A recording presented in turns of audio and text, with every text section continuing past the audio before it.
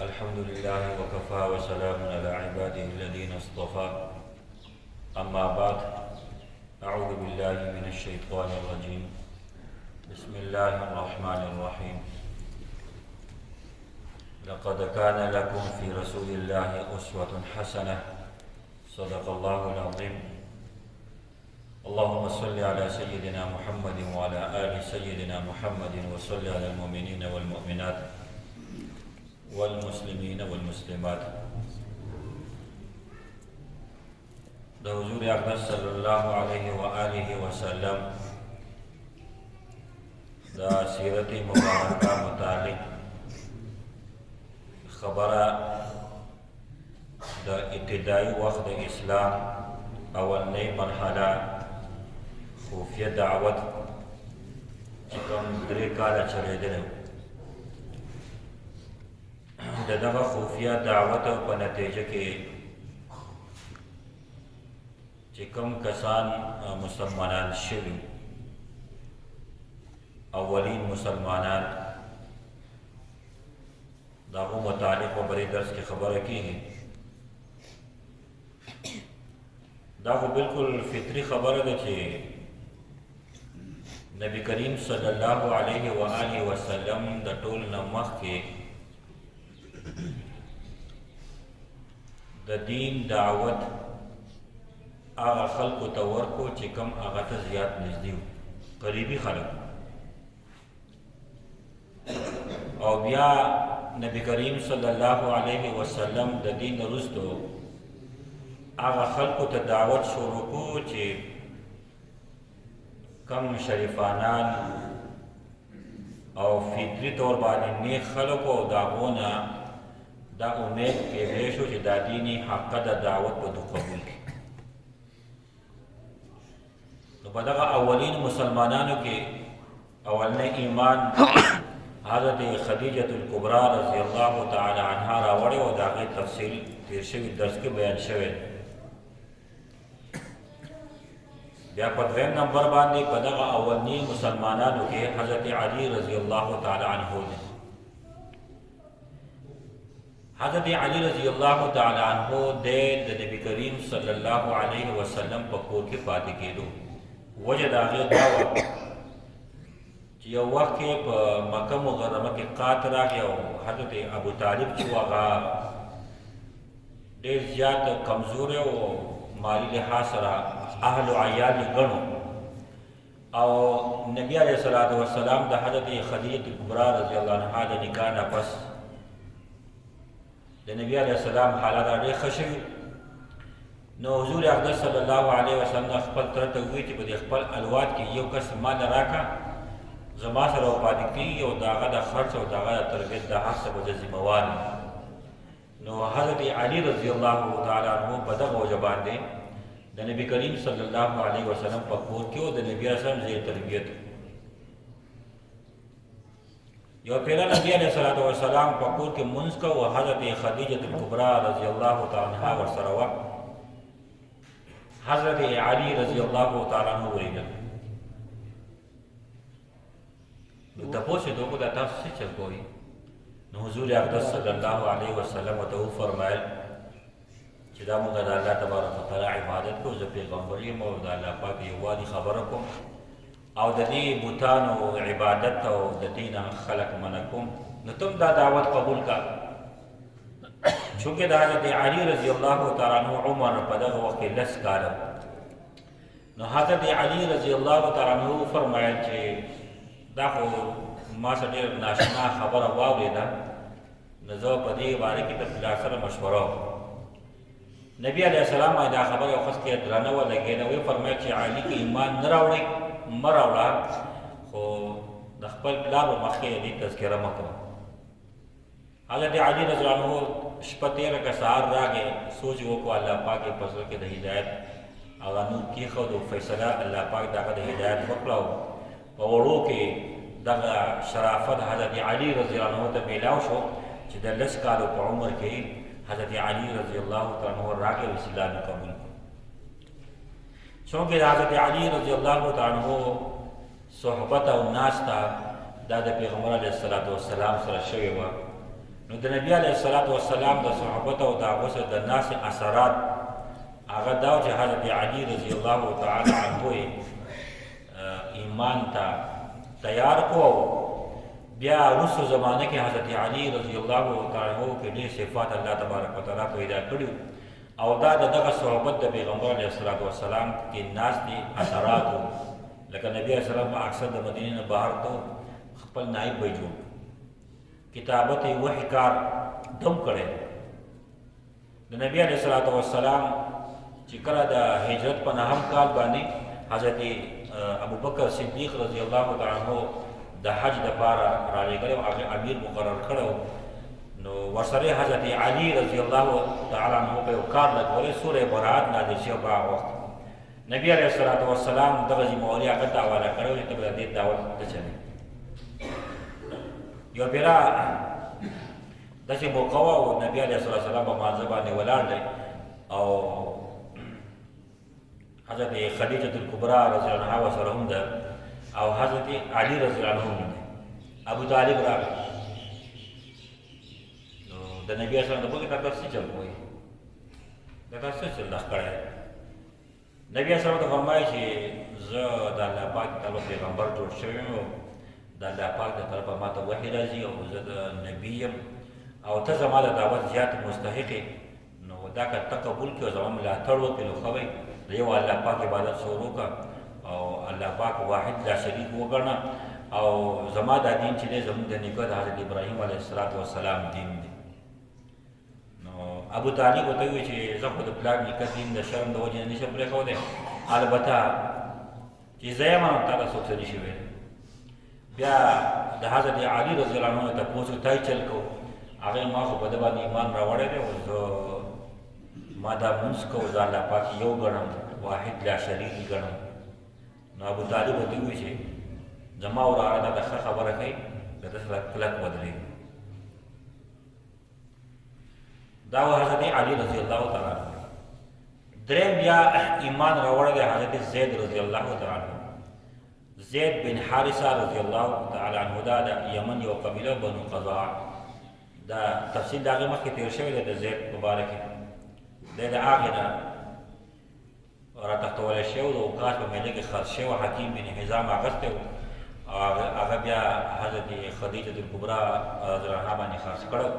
نبي علیه الصلاة والسلام چې کله نکاح وشو د هغې نه پس حضرت خدیجة الکبرى رضی الله عنها چې ده زید یې حواله کړو نبي علیه السلام ته چې دی به ستا غلامي دی به ستا خدمت کوي. دغه وخت کې د عمر 15 کال او چونکې زید رضی الله عنه چې دی هغه خپل پلار او نیکه ته ترجیح نه وه ورکړې او نبي علیه السلام یې ترجیح ورکړې وه د دې وجې نه د نبي علیه السلام سره ډېر زیات محبت و. واقعه مخکې بیان شوې ده. نبي علیه الصلاة والسلام راغی په حتیم کې اعلان یې وکړو د نن نه پس زید چې دی دا زما زوی دی.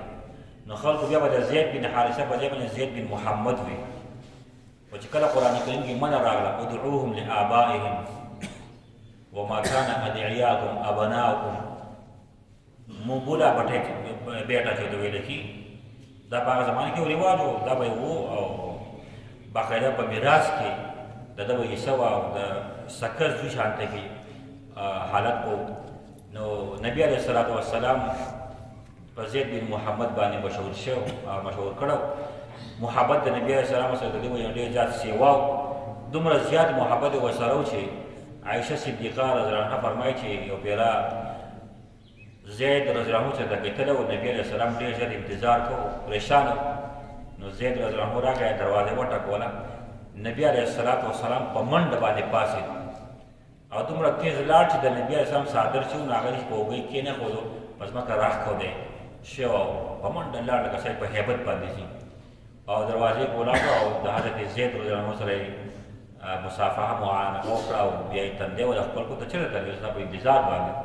دا د نبي علیه السلام د حضرت زید سره محبت همدغه وجه وه چې کله دا اعلان وشو چې آیت مبارکه راغی چې دا رسم الله تبارک وتعالی ختم کړو چې تاسو به د چا چې بچي خپل نه نو هغه د خپل نسبت مه کوئ ادعوهم لآبائهم او د خپل پلار نسبت کوئ. نو زید بن محمد په ځای بیا زید بن حارثه مشهور شو. نو زید ترې هغه په دې باندې خفه الله تبارک وتعالی حضرت زید رضی الله تعالی عنہ له یو جدا خصوصیت ورکړی، هغه دا دی چې الله پاک د حضرت زید رضی الله عنه د دغه عشق د نبی علیه السلام سره د هغې په بدله کې په قرآن کریم واحد صحابي دی چې د هغه نوم راغلی، هغه حضرت زید رضی الله تعالی عنه دی. فلما قضا زید منها وطرا زوجناکها، دا پوره د واقعه ده د نبی علیه السلام په صحابو کې واحد صحابي چې دی حضرت زید رضی الله تعالی عنه چې د ده باقاعده نوم په قرآن کریم کې راغلی او د نبی علیه السلام د ده سره محبت څومره سیوا چې باوجود د دې نه چې حضرت زید غلام و، لیکن د خپل بچي په شان به یې ساتو او دومره زیات ورسره محبت و چې د خپل ترور لور صفیه رضی الله عنها نکاح یې د ده سره کړی. دا د نبی علیه السلام د زید سره د محبت علامات او آثار دي. خو چونکې بیا مزاجونه ډېر بدل و، حضرت زید د یوې علاقې و او حضرت صفیه خو د قریشو د خاندان نه وه، مزاج مناسبت نه و، نو د دوی کور نه جوړېدو، نو مجبورا حضرت زید رضی الله عنه چې دی بیا حضرت صفیه پرېښودی. د هغې تفصیل په قرآن کریم کې دی. درېیم بیا دی ګورئ، تاسو ګورئ نبي علیه السلام اوله کې دعوت چاله ورکوي او څوک یې قبلوي؟ کم چې پیغمبر علیه السلام ته زیات نږدې دي. زموږ په دنیا په ماحول کې وګورئ، یو سړي چې کم خلک زیات نږدې وي نو د هغه نه زیات نه متاثره لري خلک زیات دي، خپل ډېر کم متاثره کېږي. لیکن نبی کریم صلی الله علیه وسلم اخلاق کریمانه داسې وو چې څومره د نبي علیه السلام سره نږدې وو دومره زیات متاثره وو. لکه د یو سړي بیبي چې هغه د خاوند نه دومره متاثره نه وي، بلکې بهر به یې خاوند ډېر نیک سړی، خلک به په یو نظر باندې ګوري، ښځه ته په بل نظر باندې به ګوري. دا یو واقعه مخکې مونږ یې مرغیو ته بیان کړې وه. یو پیر صاحب ډېر پاک سړی و، صاحب کشف ولي و، خو کور والا بس د ده دا کرامت او ولایت یې نه منو. ده به الله پاک ته سوال کوو چې یا الله داسې څه کرامت ظاهر کړې چې زما د دې کور والا په مخکې زما لږ قدر او عزت پیدا شي. یو ورځ یې د دعا کړله، الله پاک ترتیب یې سره کړی دی، په جانماز ناست دی او جانماز د دوی په دې کور باندې یې سره واوښت ولاړ. دوی کور والا یې نظر وکړو چې داسې په جانماز باندې څوک ناست دی، واقعي څوک صاحب کشف سړی دی، کرامت والا دی. خاوند چې کور ته راغی نو دا واقعه دې موږ بیانوو چې ښځه د خاوند نه زیات نه متاثره، خو پیغمبر علیه السلام حیثیت جدا و. نو دا سړی چې کور ته راغی دا ولي، نو کور والا ورته وایي چې ګوره نو ځان یې داسې پیر راښکړی، ځان یې ځان ته ولي وی، دغه وی، ځان داسې نیک سړی وی. نیک سړی هغه و چې اوس لږ ټایم مخکې د جانماز باندې له پاسه ناست و او جانماز په هوا باندې روان. نو دا خاوند ورته وایي چې هغه زه وم. وی ښه ځکه دا کوږ وږ روان وی. یعنې بیا دومره متاثره کېدم. نو ښځه د خاوند نه زیاته نه متاثره، لیکن باوجود د دې نه پیغمبر علیه السلام د حضرت خدیجة الکبرا رضی الله عنها سره کور شریک دی، د ټوله زیات متاثر راغلی. بیا ورسره زید رضی الله عنه زیات نږدې دی، زیات هغه متاثره دی. بیا ورسره حضرت علي رضی الله عنه دی، هغه زیات متاثره دی. بیا په دوستانو کې نبی علیه السلام چې کله خاندان کې دغه څلور کسان مسلمانان شو او بیا د نبی علیه السلام لوڼو مسلمانان شوې، نو نبی علیه السلام خپل احباب او مخلصین دوستانو ته دعوت شروع. دغه د رحمت کبرا او د نعمت عظما دعوت دپاره نبی علیه السلام اول نظر چې دی هغه په خپل صدیق با اخلاص، محب با اختصاص، رفیق قدیم، ولی حمیم حضرت ابوبکر صدیق رضی الله عنه دعوت ورکړو. حضرت ابوبکر صدیق رضی الله تعالی عنه د نبی سره دوست دی، دوست د وړوکوالي دوست دی. بلا تأمل فورا کلمه وویلې، صغور، فکر، سوچ او تأمل دا به نه دی کړی، بس فورا اشهد ان لا اله الا الله وحده لا شریک له واشهد ان محمدا عبده ورسوله. د دې وجه نه نبی کریم صلی الله علیه وسلم فرمایي چې په چا باندې ما اسلام پیش کړی دی هغه د سوچ موقع غوښتلې ده، د غور، د تأمل، د فکر، تدبر دپاره ټایم غوښتلی دی. واحد یوه هستي ده ابوبکر صدیق رضی الله تعالی عنه چې بلا غور او فکر بغیر د تأمل نه د دعوت سره ایمان قبول. د حضرت ابوبکر خپل نوم عبدالله و. ابوبکر د ده کنیت دی. نبی علیه السلام در دوه القاب ورکړي، یو ته عتیق ورته په ټایم کې وي، انت عتیق من النار. او چې کله بیا نبی علیه السلام معراج د لاړ نو معراج نه واپسۍ کې نبی علیه السلام حضرت جبریل ته فرمایي چې دا زه به د دې خبرې دا خبر تذکره څنګه کوم چې زه په لږ ټایم کې د اسمان د ځمکې نه اسمانونو ته تللی یم او عرش ته تللی یم او په لږ ټایم کې واپس راغلی یم، دا به څوک ومني؟ زما د خبرې تصدیق به څوک وکړي؟ نو حضرت جبریل ته فرمایي ستا د خبرې تصدیق به ابوبکر صدیق کوي. همدغه وجه وه چې نبي علیه السلام سهار راپاڅېد نو ابوجهل ته د معراج واقعه بیان کړه، هغه یې درته ګوره اوس بل بل څه وایي، ګډوډي شروع کړي. هغه ابوجهل راغی نن موقع ده، نن به د ده دا سکه ملګری چې دی که دا سکه ملګری نن به د ده نه بدزنه کېږي. نو ابوجهل راغی په ابوبکر صدیق رضی الله عنه پسې بې خبرې هغه یاد څه وایي، بیا هغه څه وایي؟ بیا هغه چې بېګا زه د حرم نه دلم بیت المقدس ته، د بیت المقدس نه اسمانونو ته اول دویم درېیم څلورم پنځم شپږم اووم بیا عرش ته الله پاک سره ملاقات به بیا راغلی وي چې هغه وایي ټیک صحیح وایي. هغه ته دې خبرې ته سوچ کې په لږ ټایم کې هغه وایي چې هغه وایي ټیک وایي. نبی علیه السلام چې خبر شو حضور اقدس صلی الله علیه وسلم د صدیق لقب په دغه ټایم دله و. خلکو اعتراضونه کول، اوس هم خلک اعتراضونه کوي چې یا په هغه زمانې کې خلکو اعتراض کو چې ګوره دا بیبي خو ایمان ځکه راوړو چې دا خو د کور فرد او زید چې دی غلام او حضرت علي چې و نو دا خو د ده سره لوی شوی دی، دا به کور کې لوی شوی دی. خو چې کله د ابوبکر صدیق رضی الله عنه په شان د هستۍ ایمان راوړو، ځکه چې په مکه کې په قریشو کې په رؤساو کې مالدار ترین خلکو کې شریف النفس انسان و سردار و. نو چې کله حضرت ابوبکر صدیق رضی الله عنه ایمان راوړو د خلکو عقلې بندې شو. او واحد اولنۍ هستي دا ده چې د نبي علیه السلام د کور نه بهر چې چا ایمان راوړی دی هغه خپل ایمان نه دی پټ کړی. د حضرت ابوبکر صدیق رضی الله تعالی عنه ایمان سره پلار خبر خاندان خبرو چې ابوبکر ایمان راوړی دی په نبی علیه السلام باندې. د دې وجه نه نبی کریم صلی الله علیه وسلم د ابوبکر صدیق رضی الله عنه باندې فرمایي والله لو وجد ایمان امتی کلها مع ایمان ابوبکر. که چېرته کې د یو طرف ته د تمام امت ایمان شي په یو چاوړی کې او په بله کې د ابوبکر ایمان شي لرجح ایمان ابي بکر، د ابوبکر ایمان په ټول باندې دونی. والله ما وطئ علی الارض احد بعد الانبیاء، د انبیاو نه پس په مخ د ځمکه باندې کومه بهترینه هستۍ قدم ایښودلی هغه حضرت ابوبکر صدیق رضی الله تعالی عنه. قرآن کریم د ده صحابیت ثابت کړی دی. واحد اولنی صحابي دی چې د ده صحابیت د قرآن کریم ثابت دی. اذ یقول لصاحبه لا تحزن ان الله معنا، د غار ثور په واقعه کې انشاءالله را بشي قرآن کریم د هغې تذکره کړې او د ده بل خصوصي نوم د ده څلور پوشته ټول صحابه دي. پخپله صحابي، والدین صحابه، بچی صحابه، نوسی صحابي. دا یو خصوصیت د حضرت ابوبکر صدیق رضی الله عنه دی چې د ده څلور پوشته صحابه کرام دي. والدین صحابه دي، پخپله صحابي دی او الوالد صحابي دی او نوسیم صحابي دی.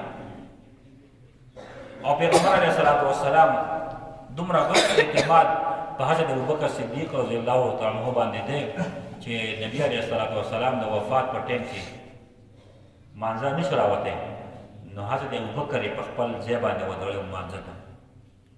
او د هجرت په نهم کال باندې د حج قافله راتله، نبی علیه السلام د هغه قافلې مشر حضرت ابوبکر صدیق رضی الله عنه کړ. او د ده بل خصوصیت دی خلفای راشدین موږ وایو.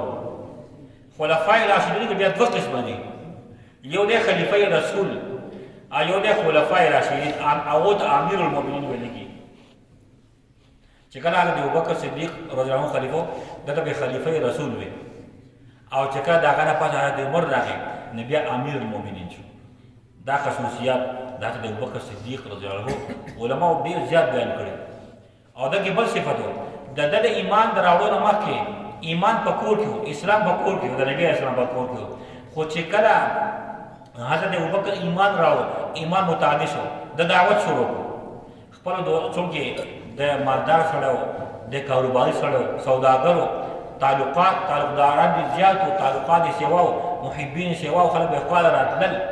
د دعوت شروع د ده په دعوت باندې حضرت عثمان بن عفان، زبیر بن عوام، عبدالرحمن بن عوف، طلحه بن عبید الله، سعد بن ابي وقاص رضی الله تعالی عنهم اجمعین دا اول مسلمانان شي. دا غونډ راوستې نبي علیه السلام له، او دا د ارقم کور ته راوستو او نبي علیه السلام ورته کلمه ویلې.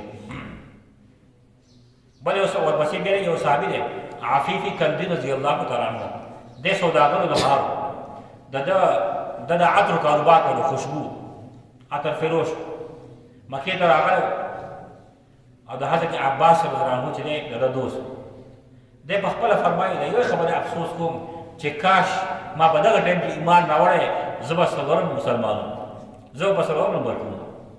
وایي زه راغلم د مینا میدان کې ګورم، د عرفات میدان یو کس اودس وکړو، ښایسته نوجوان دی، په مانځه باندې ودرېد. ورپسې یو ماشوم راغی د 10 کالو، په مانځه پسې ودرېد. ورپسې زنانه اودس وکړو، ودرېد پسې. ما د حضرت عباس نه تپوس دا څوک دی؟ هغوی دا زما وراره محمد بن عبدالله او ده د نبوت دعوه کړې، دا پیغمبر دی. ورپسې چې دا زما وراره دی بل علي نومې دی، او دا ورپسې د ده بیبي ده، د ده باندې ایمان راغی، دا مونځ کوي. بې ما د ده کسان وکتل، زه بیا راغلم وروسته به مسلمان شم. اوس افسوس کوم چې کاش په دغه ټایم کې اسلام راوړی وی، نو زه به اولین مسلمانانو کې وم، زه به په څلورم نمبر باندې. بیا په دغه اولین صحابه کرامو کې حضرت طلحه بن عبید الله رضی الله عنه دی فرمایي دا دومره عجیبه واقعه ده. دی وایي تللی وه بصرې ته کاروبار، یو ځای کې ګرځي یو کس اواز کوي، وایي دې کې څوک شته مکې والا حرم والا څوک شته؟ ما چې هغه خو دغه ځای اوسېدونکی یم. وایي چې راشه. وایي ما ته وایي چې ته د هغه ځای؟ ما چې او وایي چې آخري پیغمبر میاشت د ظهور دا ده، دا د هغه زمانه ده، د نبوت اعلان به کېږي، په مکه کې به هغه پیدا کېږي، اواز به د هغه د مکې نه چوتېږي، او د هغه ځای د هجرت یې نخلستان دی، ګټو والا ځای دی، او دا ګوره آخري پیغمبر دی، او دا د عبدالمطلب په کډه کې دی. نو ګوره چېرته کې خطا ده چې ایمان پرې راوړه. ګوره نو حضرت طلحه بن عبید الله فرمایي زه په تاریخ خپل کاروان مې راغونډ کړو، مکې مکرمې ته راغلم، تپوس مې وکړو چې داسې نوې واقعه شوې ده. بیا ما ته چا وویل چې محمد چې دی هغه د نبوت دعوه کړې ده. فورا هغې نبي علیه صلات وسلام پسې ایمان یې راوړو او نبي علیه السلام ته یې دغه واقعه بیان کړه. ورپسې سعد بن ابي وقاص رضی الله تعالی عنه دی فرمایي دریش کې ما خوب ولید مسلسل، تکه توره تیاره ده او ډېر بد حال دی، هېڅ شی په نظر نه راځي، بس یو داسې تیاره چې زما نظر لکه ټک کار ونه کوي، ما د خپل لاس نه ښکاري. په دې کې ناڅاپه یو رڼا راښکاره شي، زه په هغه رڼا ورپسې شم چې ګورم زما نه مخکې ابوبکر او زید او علي ور روان دي. نو سهار راپاڅېدم، خیال مې راغی چې دا زه چې په دې کم ماحول کې دا تیاره ده او دا نور چې دی د رڼا دا پیغمبر علیه صلات وسلام دی، خو کاش زما نه ابوبکر او زید او علي مخکې شوي او راغی په ده باندې نبي علیه السلام باندې ایمان راوړ. ورپسې دی خالد بن سعید بن عاص رضی الله عنه، دا اولنی صحابي دی چې دی د کوره ویستې شوی دی په ایمان باندې، دی په 5م نمبر باندې دی. ما یو خوب ولیدو، یو غټ خندق دی د اور نه ډک دی، زه د هغې په غاړه باندې ولاړ یم، زما پلار عاص چې دی دی ما دې اور ته ټېل وهي او یو کس راشي هغه ما راونیسي، ما دې خلاص کړي. د دې خوب مو باندې ډېر غټ اثر وکړ. سبا رالم او څه تعلق د حضرت ابوبکر صدیق رضی الله عنه سره. بیا هغه ته مې وویل چې داسې خوب لیدلی دی. ما ته هغه وفرمیل چې ستا پلار د مکه جهنم ته روان دی او ستا به الله تبارک وتعالی د خلاصۍ فیصله کړې ده او ایمان به راوړې. ما چې ایمان څه ته وایي؟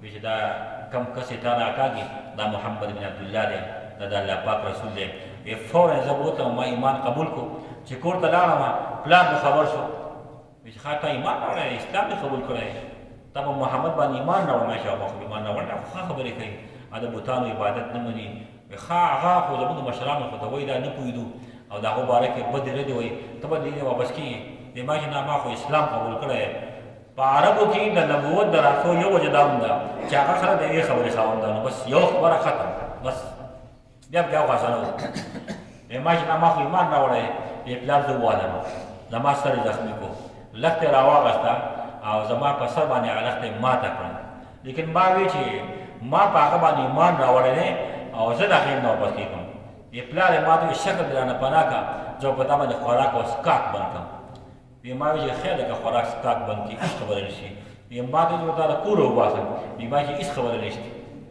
وی ما د کوره وځه د کوره ویستو راغی په نبي کریم صلی الله علیه وسلم پسې دار ارقم ته راغی نبي علیه الصلاة وسلام باندې د ډېر عزت کو چې دی زموږ د دین د وجې نه دې ته تکلیف میلاو شوی بیا دې فرمایي زما پلار ناجوړه شو بس ګورئ د صحابو ایمان ته ګورئ بس ایمان راغی که نه بس خبره ختم بیا به کې هېڅ هم نه اسلام مخکې موږ خو خپل خاندان او رشتې او پالټي او خاندان او قبیله او قبیله کوو که نه هغه اسلام پلار یې ناجوړه شو پلار یې اعلان وکړه که زه ښه شوم زه به محمد ختمومه دا نوې فتنه جوړه شوې ده د دعا کول یا الله زما پلار له صحت ورنه کړي په دې مرض کې یې مړ کړي چې دی سر جوړ نه شي هغه شانتې وشوه هغه شانتې وشوه په هغه مرض کې هغه مړ شو دې ته وایي ایمان عبیده بن جراح رضی الله عنه په غزوه بدر کې خپل پلار په توره باندې والي دا په تاریخ کې نشي ښووی د اسلام لپاره صحابو چې ایمان نه وړی داسې کړه ایمان په دې وسیله حضرت عثمان بن عفان رضی الله تعالی عنه حضرت عثمان بن عفان رضی الله عنه فرمایي د کور کې ناست د خپل ترور ته لاړم بنو سعده زما ترور سره عجیبه خبرې به یې کولې نو هغې ما ته خبرې شروع کړې دا څه وایي اشعار شروع کړ او په هغې کې دا خبرې وایي چې لکه ته ډېر نیک سړی او ستا ډېر ښه طبیعت دی او ته ډېر شریف او بحایي او تا د نکاح په ډېر تا ته به نکاح په ښایسته ځای کې میلاویږي باحیا باکردار زنانه به تا ته میلاویږي خو ته هم دا چل پرېږدې د بوتان نه ځان جدا کړه ما چې دا څه وایي زه خو نه پوهېږم بیا هغې ما ته وایي چې درته دا وایم چې لاړ شي ایمان قبول کړه محمد باندې ایمان راوړه د دې بوتانو د شي نه قلاجېږئ دا دا پرېږدئ ما چې دا زه په دې خبرو زما ذهن کار نه کوي په دې خبرو کې رانه په حضرت ابوبکر صدیق رضی الله عنه پسې دا قصه مې ورته وکړه هغه ورته وفرمایل چې آو کنه پیغمبر علیه السلام نبي علیه السلام دی پیغمبر دی بوتلم وی نبی علیه السلام واقعا بیان کړه ما چې رسول الله صاحب تعلیمات سره حضور اقدس صلی الله علیه وسلم فرمایي زموږ تعلیم دا نه الله پاک یک یو بل نه دي د الله پاک سره څوک شریک نه جوړول دي د بوتانو عبادت نه کول دي خو د بوتانو ما مخکې عبادت نه کړی داسې خبرې وکړې نو نبی علیه الصلاة وسلام بس بیا بلا اختیار لکه ما کلمه شروع کړې اشهد ان لا اله الا الله وحده لا شریک له واشهد ان محمدا عبده ورسوله بیا د حضرت عثمان رضی الله عنه ایمان نه پس حضرت عثمان بن مزعون عبیده بن جراح عبدالرحمن بن عوف ابو سلمہ بن ابو الاسد ارقم بن ابو الارقم رضی الله تعالی عنه د په لاس باندې ایمان راغلی حضرت عثمان د دا فضیلت حاصل دی د اولنۍ هجرت چې هغه د کړو د حضرت ابراهیم علیه السلام او د حضرت لوط علیه السلام نه پس پر کائناتو کې د دین دپاره اولنۍ هجرت چې دی هغه حضرت عثمان غني رضی الله عنه کړو او بیا د نبی علیه السلام سره تعلق دونه سیوا شو چې نبی علیه السلام خپله لور حضرت رقیه رضی الله عنها په نکاح ورکړه او بیا د هغې د وفات نه پس مخکې واقع بیان شوې ده ام کلثوم رضی الله عنها بیا د په نکاح کې راغله ده د دې وجې دا مشهور دی په ذو النورین سره نبی علیه السلام فرمایي لکل نبي رفیق د هر پیغمبر یو دوست وي ورفیق عثمان یعنی فی الجنه زما دوست به زما رفیق او ملګری به په جنت کې عثمان وي او بیا د ده کارنامې هغه هم ډېرې زیاتې دي کله چې نبي علیه السلام مدینې منورې ته هجرت وفرمایو د اوبو تکلیف و یو کوهی د بیر الرما ورته ویل کېږي نو خو باندې اخوس کې فاصله باندې دی اوس هم د هغې اکاونټ چې دی د حضرت عثمان په نوم باندې دی اوس هم د هغې نوم اکاونټ چې دی باقاعده په دې د بیر الرما د اوبو خلک چې د اوبه وړي نو د هغې د بجلۍ بل چې دی هغه هم د عثمان په نوم باندې دی ده د یهودي نه دا دغه واقعه دا خپله بهترینه واقعه ده خو موږ د ټایم د اقتصاد د وجې نه موږ لنډې لنډې خبرې ترې کوو دغه یهودي او مسلمانان اوبه نه ورکولې او یا به ورکول ډېر ګرانې به ورکولې او دا خوږې اوبه وې. نو حضرت عثمان چې سوداګر او دی د سودا په چل ډېر ښه پوهېدو، نو راغی په دغه سړي پسې یهودي پسې چې دا کوې ما ویل نه خرڅ کړه. هغې دا خو زه نه خرڅوم، دا خو پیلمن کوې دی، د خوږې اوبه دي په مکه مدینه کې نورو خوږې اوبه نږدې نشته، دا ما ډېر پیدا کوي. جو دوی ته بل کار به وکړه، نیم ماله راکړه نیم دې ستا یې. هغه به چې ته څه قیمته در ښودله، نو هغه د دنیا پرست و، هم کاروباري و. نو هغې دا خو ښه سودا ده، کوې به زما سره پاتې شي، یو به زما سره او یو به ده سره نیم به شي. خو عموما یې قیمت زه غواړم جو د خپل طبیعت سره قیمت وکړي. حضرت عثمان وله ورکړو، وی دا والا یو به دا کوې ته استعماله، یو به یې استعمالو. او ګورې پیغمبر علیه السلام چې کله دغه کوهی واغېستو که نه، او نبي علیه السلام پسې راغی وی یا رسول الله ما کوهی اخیستی دی د یهودي نه، نیم مې اخیستی دی. نبي علیه السلام صحابو ته اعلان وکړو کوهی موږ اخیستی دی. حضرت عثمان یې نه اخیستی دی، وفرمایل کوهی موږ اخیستی دی، تاسو به د عثمان په نمبر ځای اوبه راوړئ. نو حضرت عثمان خو کاروباري سړی نو دغه یهودي وله اوبه خرڅولې او حضرت عثمان پرې اعلان وکړو چې پرې وړئ. مسلمانان به ته په ورځ باندې وړي او نور خلکو وړي. نو هغه یهودي پوه شو چې دا شی خو زما تاواني دی. نو راغی پسې ویې یو کار نه کوو، دا کوی ټول ته واله. وی ټیک ده که نه، وی قیمت وی چې څه در کوم دله د خپل طبیعت مطابق ریټ ووایه. هغه ته هم بیا د خپل طبیعت مطابق ریټ ووایي. هغه کوهی یې واغېست. کاش چې بیا کله حضرت عثمان شهید کېدو، نو هغه خوارجو دا خبره کړې وه، دا بیر روما چې دی دا تاسو یاد دی ما اخیستی و، نن ما ته د دې اوبه نه میلاوي، څاڅکې اوبه ماته نه میلاوي. په هغه خلکو باندې هغه خبره ورسره نه کړه. بیا د حضرت عثمان شرافت ته وګورئ. د صلح حدیبیې په موقع باندې نبي علیه الصلاة والسلام حضرت عثمان ولیږو مکې مکرمې ته چې لاړ شه دوی ته ووایي چې مونږ عمرې له راغلي یو، انشاءالله تفصیل مخکې را روان دی، مونږ عمره کوو جنګ نه یو راغلي. نو هغه یو ورځ به هغه ایثار کړو. دې خوا خبر راغی چې حضرت عثمان به شهید کړو. حضور اقدس صلی الله علیه وسلم ډېر سخت پریشانه شو. صحابه کرام بیعت رضوان هغې ته ویلی کېږي. د کیکر د ونې لاندې کېناستو. حضور اقدس صلی الله علیه وسلم فرمایي دا لاس د چا دی؟ دا د عثمان لاس دی. خپل لاس یې پرې کېښود. بیا صحابه کرام ته راغی ما څه په دې باندې بیعت وکړئ چې د عثمان بدل به اخلو. څوارلس سوه صحابه کرامو د نبي علیه السلام په لاس باندې بیعت په دې خبره کړی چې د حضرت عثمان بدل به اخلو. او نبي علیه السلام خپل لاس ته وی دا لاس د عثمان لاس دی، دا د عثمان فضایل دی. بهرحال ورپسې ایمان راوړونکي حضرت عثمان بن عفان، بیا حضرت عمار او صهیب رضی الله تعالی عنهما، دوی ته هم ډېر تکلیفونه میلاو شوي. حضرت عمار راغی دارالارقم کور مخې ته ولاړ دی. نو صهیب هم ورغی، وی ته څه کوې؟ هغه وی ته څه کوې؟ وی صفا خبره دا ده مونږ د پیغام اورېدل غواړو. بیا چې لاړ شو دننه راغلو دواړو په یو ټایم باندې ایمان راوړ. بل صحابي دی حضرت عمر بن عبسه رضی الله عنه، دی فرمایي زما د وخت نه د بت پرستۍ نفرت و، د وخت نه زما بت پرستي نه وخوښه. نو ما د یو عیسایي عالم نه تپوس وکړو چې دا بت پرستي خو زما نه راخوښه، ما داسې لار وښیه. هغه یې لار اسانه لار ده، اسانه لار ده. اوس بیا پیغمبر د ظهور وخت دی، اخري پیغمبر دی، محمد نوم دی، چې کم وخت یې هغه اعلان وکړو بس ورته ایمان پرې راوړه. وی کوم ځای کې به ما چې کوم ځای کې چې مکه مکرمه کې د سیده راغی مکې مکرمې ته د نبي صلی الله علیه وسلم میلاو شو، ایمان یې راوړی. حضور اقدس صلی الله علیه وسلم وویل چې اوس خو تا ایمان راوړه، اوس ایمان خپل پټ وساته ته ځه، او چې کله بیا زما د غلبې پته ولګېد بیا به راشي. بیا چې کله نبي علیه السلام مدینې منورې د هجرت وکړو دی بیا راغی. حضور اقدس صلی الله علیه وسلم ته فرمایي یا رسول الله ته زه وپېژندم؟ نبي صلی الله علیه وسلم چې آو ته چې مکې ته راغلی وې دا خبرې دې کړې ته هغه یې کړه چې دا راغی. بیا ورپسې راغی د ابوذر غفاري رضی الله عنه، دا د غفار قبیلې دی. دی د نبي علیه السلام نه خبر شوی چې داسې یو کس د نبوت اعلان کړی دی، خپل روح انیس راولي. وی ته لاړ شه په مکه کې معلومات وکړه دا چا چې د پیغمبرۍ دعوه کړې ده دا څه پوزیشن دی. انیس چې راغی وایي کتل دې خلکو د چا دا ساحر دی، چا دا کاهن دی، چا دا شاعر دی. دا انیس په خپله شاعر دی. نو د شعر دا اخر نه خدای خبرو دی چې واپس لاړ.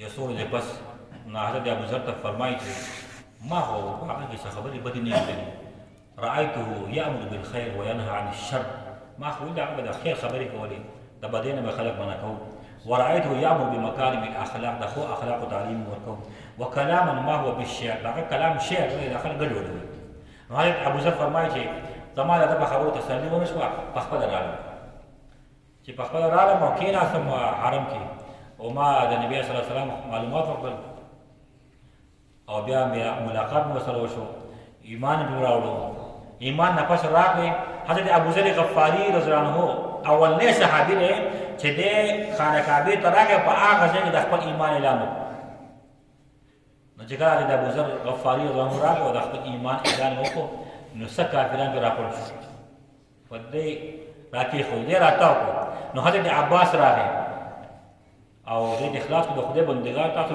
سوداګر خلک او دا د غفار قبیله دی تاسو په کوم طرف باندې دی دغه خلاص یو تاسو دا خلک د شاده شو حضرت عباس فرمای چې تاسو خپل قبیله د لارسه الته د خپل د دین دعوت کوه په الحال دغه حساب لپاره باندې ګڼل مناسب نه دي دا اولنی مسلمانان دي چې د نبی علیه السلام اسلام قبول کړو د شنو صحابه کرام دا یو مضبوط جماعت د اسلام هغه جوړ شو په دار ارقم کې به اجتماع کېده درې کال پورې نبی علیه السلام دا ترتیب چلولی دی او د مسلمانانو یو مضبوط جماعت هغه جوړ شوی دی د دې نه موږ ته هدایت دا حاصلېږي ګوره حضرت علي ایمان راوړو ایمان وجه څه وه د نبی علیه السلام سره ناسته وه د هغه صحبت و د نیک صحبت اثر وي لکه موږ خپل کشران موږ هغه داسې مجالس ته بوځو داسې صحبت ته حواله کوو داسې صحبت کې کښېني نو هغوی به ښایسته صفات پیدا کړي بل تحقیق دا دی چې 70% ماشومان چې دی هغه علم چې حاصلوي د مشاهدې نه حاصلوي نو 70% علم ماشومانو ته د مشاهدې نه حاصلېږي نو که موږ خپل بچي داسې مجلسونو ته بوځو نو انشاءالله دا به هغو باندې به ښه اثر کوي بل دا موږ ته دا سبق دی د نیکۍ کار د خپل کور شروع کول غواړي د دین کار د خپل کور شروع کول غواړي موږ یې د بل نه شروع کوو اسلام دا وایي چې اول به د خپل کور شروع کړو بل د نبي اعظم د خپل ماتحت سره څه معامله وه د حضرت زید سره څه معامله وه چې هغه د متاثر و مونږ هم دا سبق دی د خپل کشر سره به داسې تعلق ساتي چې هغه ستا نه متاثر دی بل دوستی تعلق د حضرت ابوبکر صدیق رضی الله عنه دوستي و د پیغمبر علیه السلام سره د هغه دوستۍ اثر دا چې هغه اسلام قبول کړو زموږ تعلق او دوستي د داسې کسانو سره پکار ده چې د هغو نه موږ متاثر اسلام د مایله کېږو الله پیدا من کو توفیق راکړي واخر دعوانا الحمد لله رب العالمین اللهم صل على سيدنا محمد